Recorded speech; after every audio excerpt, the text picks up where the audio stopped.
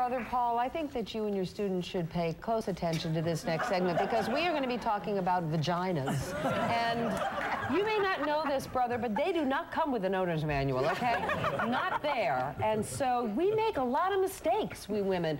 We just mess it up a lot. So we brought on Dr. Donica Moore to help us find out what the biggest mistakes we do with our vagina are. So welcome to you, Doctor. Thank you. It's a pleasure to be here. There are so many, but I want to start with hygiene products because you say we use too many hygiene products. I thought the whole idea was to keep it clean.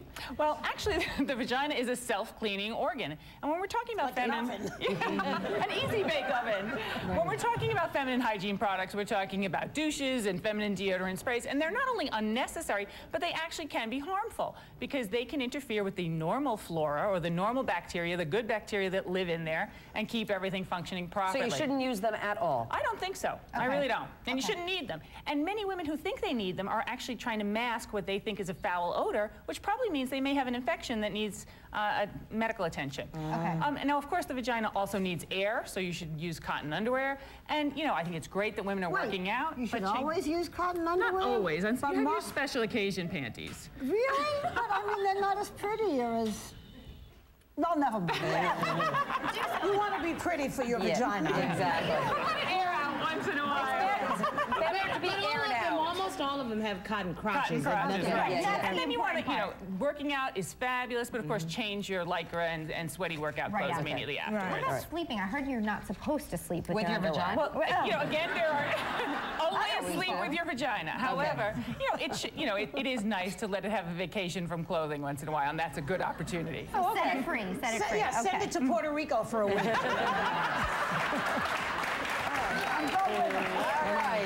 She said without clothes, Brazil. Exactly, Brazil. And that's how you do your Brazilian waxes. Exactly. Now, the next mistake we make with our vaginas is that we tend to treat our own yeast infections. Yes. Another no-no. Yeah, and the good news is that there are over-the-counter yeast infection products available. However, unless you're absolutely sure you've had it before, you know what it is, don't treat yourself, because a lot of women are treating other bacterial infections, like bacterial vaginosis, with these yeast infection products, and they won't work for that. Go to the doctor, and whether you're treated by the doctor or treating yourself, use the medications as directed and finish the whole thing, even if your symptoms resolve before you finish them. So you should never use any of the products that you can buy that are... No, not never. Only if you're absolutely sure, though, that you have a yeast infection, and that's what the discharge is. I see, okay. The next big no-no is letting our vagina talk to strangers. Now, this is not something I was aware of. Well, that's just a cutesy way of saying that the biggest vaginal mistake that women make is not knowing their partners very well before they have intercourse. Letting a lot of people in the front door. Would be good for you. And this is particularly for the high school crowd. But of course, women in their 40s also need to know that they need contraception too. And of course, we need to practice safe sex to prevent STDs. Why did you say women in their 40s? Well, actually, women in their 40s have the highest incidence of abortion.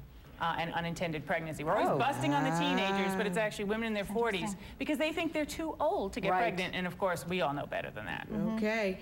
And so what you also say that you have to make sure you use a condom properly now. Yeah, absolutely. And the Guttmacher Institute did a study of women in college, and they found out that the majority of them do not know about proper condom use. The big news is that now we're saying don't use condoms with naloxone 9. We used to think that this was the saving grace and it prevented STDs, but it actually increases abrasion in the vaginal tissue and increases cracks in the vagina. What is that for people who don't know what you're talking about? So, and if you're with someone, you say to him, by the way, before you use this, does this have what? Naloxone 9. They advertise it right on the box there. It's an additional ingredient that is not only a spermicide, but it also kills certain viruses and bacteria. However, it irritates the vaginal tissue, and it can make you more susceptible for transmission of an STD. There is an expiration date for condoms? Yes, there is. Really? So if he's had it in his wallet for a long time, please check the expiration date and also put it on properly. You can hold it up to the light for holes? Is that what you're doing when you say inspect? You can do manual inspection. There are kids who work in drugstores who like to take safety pins and put them through the wrappers. The water test, too. You can do the water test. Well, you don't want to do the water test because you don't want to unroll it before you put it on. You want to unroll it. And then you do need to leave a little space at the end. Barbara, you're paying very close attention, I noticed. She's a judge. Notice you are so engrossed in this. But I'm thinking this is very good. But I'm also thinking we teach safe sex, don't we? Yes. Young men? They don't have it in That's their just a schools, yes do or no. Do You they have don't sex know ed? anything about this, we understand. I don't even know what's going on. Good answer, But baby. I can't imagine a woman saying, oh, by the way, before we do, just a second, but before we do this, let me hold it up to the light, and does it have oxy, what have you in it? buy her own. Then She should have buy your her own. And Buy your own, okay. and that's she should the bring most her important. own, and she should be an educated consumer. Now, and if Okay. you're a man, you should make sure you have yours also, because sometimes there's a little sneakiness that goes on.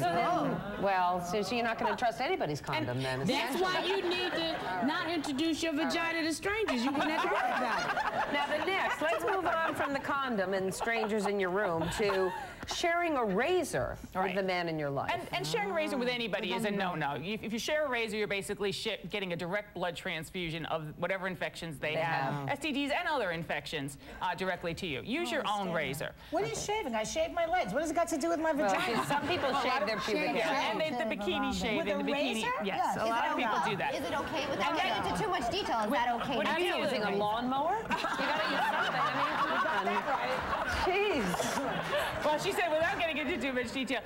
It's okay to shave there, but there are some tips. Don't do dry shaving. Don't shave if you have cracked skin or irritations or infections or ingrown hairs. And shave away from your private parts, not towards And them. depilatories are okay. And these bikini I'm not waxes crazy are about it. safe? Well, They actually, seem unsafe to They me. are safe. I'm not going to endorse them. I think they're incredibly painful, but they're not unsafe. And of course, this is not a huge topic where a lot of clinical research has actually been done. But there are people who should not have bikini waxes and Brazilian waxes.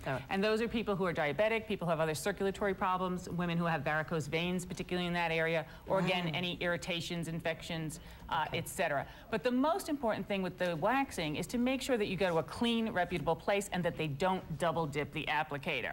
You know, No double dipping. No double dipping. That, in every area possible. All Every right, waxing thank you. place will tell you the wax is hot enough to kill infections, and it's not true. Thank you. All right. Brother Paul, all questions answered? That's Good. okay. Cool. Our thanks to Dr. Donica Moore. We'll be right back with Sharon Lawrence, who also has a vagina.